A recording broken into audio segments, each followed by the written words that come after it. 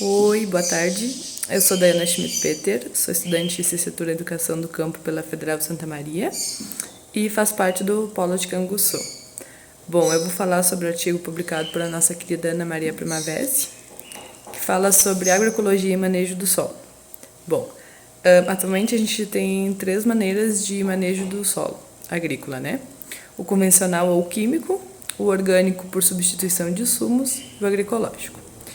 No manejo convencional, a gente fala que o solo é considerado apenas um suporte físico para a planta, né? Ele é disseminado em todos os continentes e se baseia no emprego de pacotes químicos, que é destinado apenas para nutrir a planta e não para tratar o solo, né? Então, ele acaba matando o solo conforme vai utilizando as seguintes práticas, que seriam a calagem corretiva, né? Que provoca rápida decomposição na matéria orgânica do solo. Depois a aração profunda, né? Que entra lá dentro da terra. No momento que entra lá dentro, vai fazer com que saia um gás carbônico, o que ajuda também na questão do aquecimento, né? Estufa. Além de ajudar a matar a matéria que está dentro do solo, né? Porque vai se decompondo mais fácil. A adubação nitrogenada, que por aportar grande quantidade de nitrogênio ao solo, favorece igualmente a decomposição acelerada da matéria orgânica. E com a redução dos teores de matéria orgânica do solo, a maior parte da vida microbiana não existe, pois ela fica sem alimento.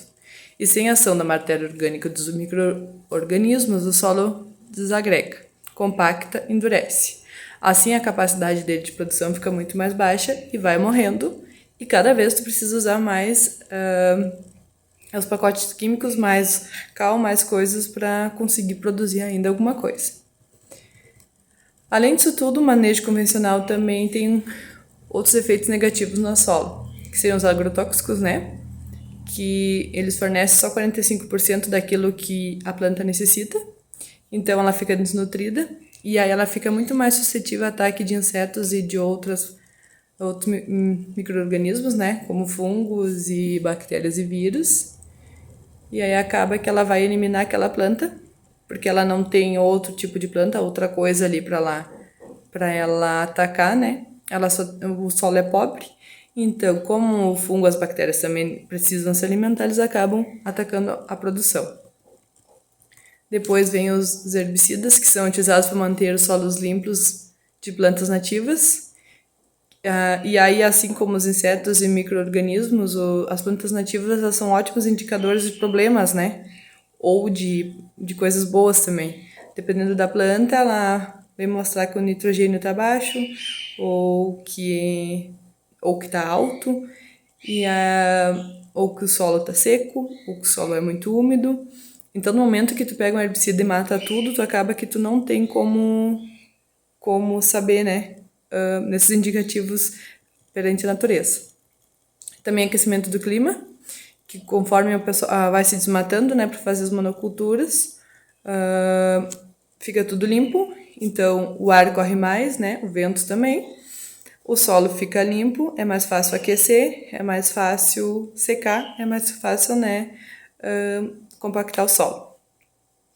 Então, a gente conclui que cada vez mais a agricultura convencional está despossibilitando a continuação da vida no nosso planeta em função também das questões de alimentação.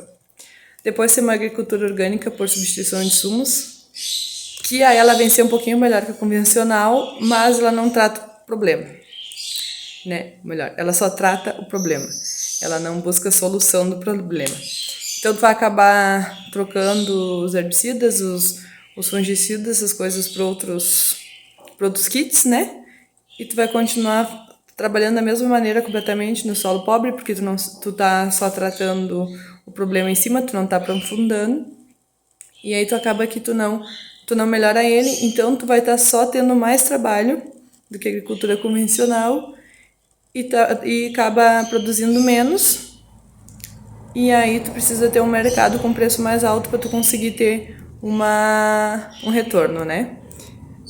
E aí depois nós temos o manejo agroecológico, que aí vem que tu trata o problema, né? Vem tratar o problema de dentro, para fora, para tu ter uma planta nutrida, uma planta boa, para tu ter uma boa produção.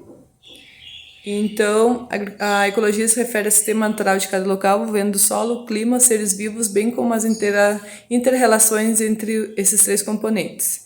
Então, tu trabalha olhando para o local, olhando a terra, olhando o que a terra está te mostrando, te oferecendo, e com saberes das pessoas daquele local. Então, tu vai analisar todo o ecossistema e tu vai trabalhar ali dentro daquilo, né? E aí ele vem estruturado em 5 pontos fundamentais. Solos vivos e agregados bem estruturados. Um solo vivo pressupõe a presença de variadas formas de organismos interagindo entre si e com os componentes minerais orgânicos do solo.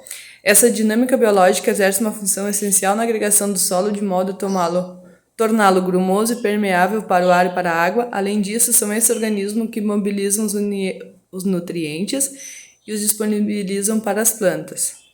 Aí é que tá, né? Tu mantém o solo bom, tu trata o solo ele não compacta, então ele tem uma estrutura onde a raiz consegue penetrar melhor, onde a água penetra melhor, onde teus nutrientes estão tudo ali, então ela consegue se favorecer. A biodiversidade seria o segundo ponto, que é a manutenção da grande diversidade de plantas na mesma área, é uma estratégia da natureza para construir maiores níveis de estabilidade na produção biológica. Claro que no manejo tu não vai conseguir ter a mesma quantidade de plantas, né, do que um sistema natural, mas tu consegue fazer uma rotação de no mínimo 5 culturas na mesma área. Tu planta o pasto, tu planta um milho, tu planta batata, tu planta o feijão, tu vai fazendo um consórcio, né, de plantas, umas têm alguns nutrientes, outras têm outras, então tu vai fazendo uma estruturação por solo, tu vai ajudando, né, que cada uma já vai liberando uma coisa pro solo, além de uma ajudar a outra, uma faz sombra para outra, no caso de sols, né, quando o sol tá muito quente, então uma já vai ajudando a outra e assim vai indo.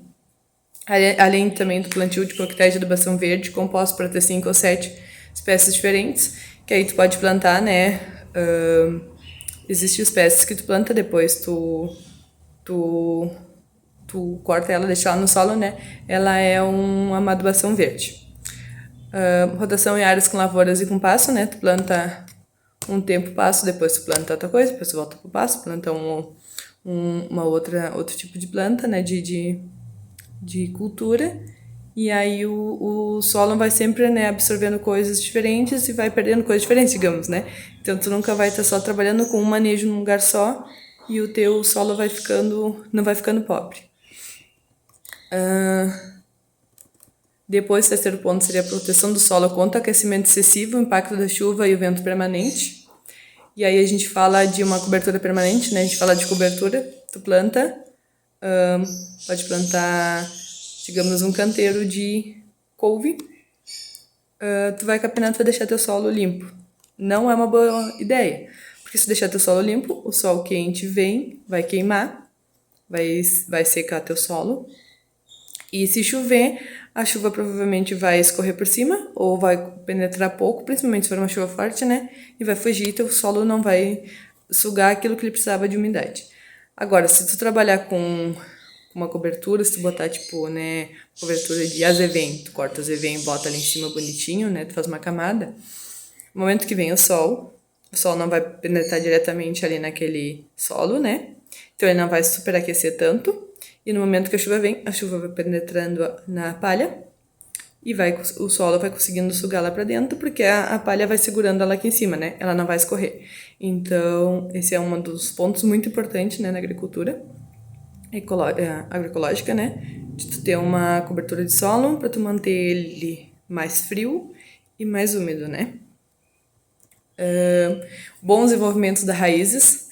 Aí entra a questão do solo, se é um solo bom, né? Não ser um solo compactado, porque se o solo for compactado, a raiz não tem pra onde ir. Se ele não for um solo compactado, ela tem a estrutura, né, de entrar para baixo.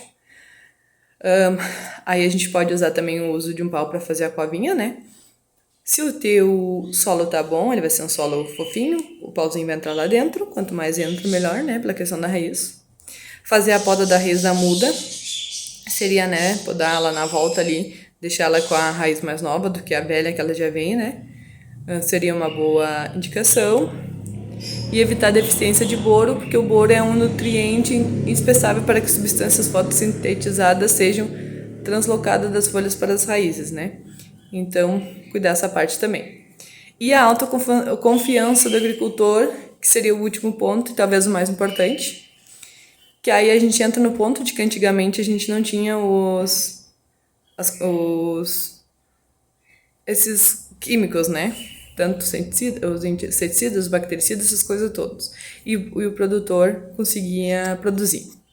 Só que aí vem a agricultura convencional, vem o vendedor dos químicos e te fala que, olha, se tu não usar isso aqui, tu não vai produzir mais. Olha, se tu não mudar isso aqui, tu não vai produzir mais.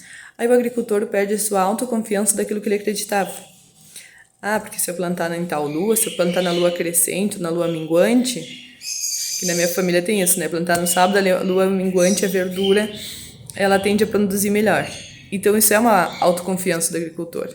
Mas aí vem lá o vendedor e te diz, não, isso não funciona mais, tu tem que usar isso aqui, isso aqui, isso aqui, tu tem que usar tal adubo, tal inseticida, tal bactericida para tu conseguir produzir.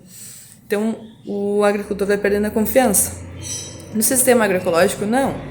Ele tem que olhar todo o sistema, todo o seu ecossistema em torno, e aquilo que a gente falou antes, de ter plantas, né, que mostram os problemas do solo e as vantagens de cada solo. Então, o produtor começa a observar isso, começa a lembrar, né, dos saberes que seu pai, sua mãe, seus avós, né, ensinaram, e ter autoconfiança de seguir aquilo ali. Aí ele consegue uma boa produção, ele consegue um bom produto, sem precisar, né, de todos esses kits vendidos por aí. Só com o manejo correto e com as funções corretas, né, no sistema agroecológico. E aí ele deixa de se perguntar do que ele faz para o que ele para o que está ocorrendo. Então ele se auto-orienta, né?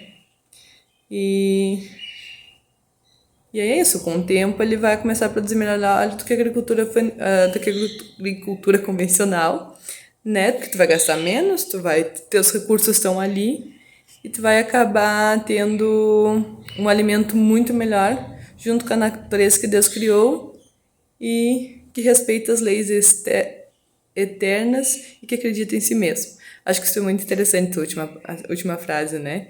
Produzir alimentos juntos com a natureza que Deus criou, que respeita as leis eternas e que acredita em si mesmo. Eu acho que a natureza tem tudo para oferecer, né? Aquilo que a gente precisa para produzir, né? Então eu acredito muito nessa agricultura agroecológica. E é isso.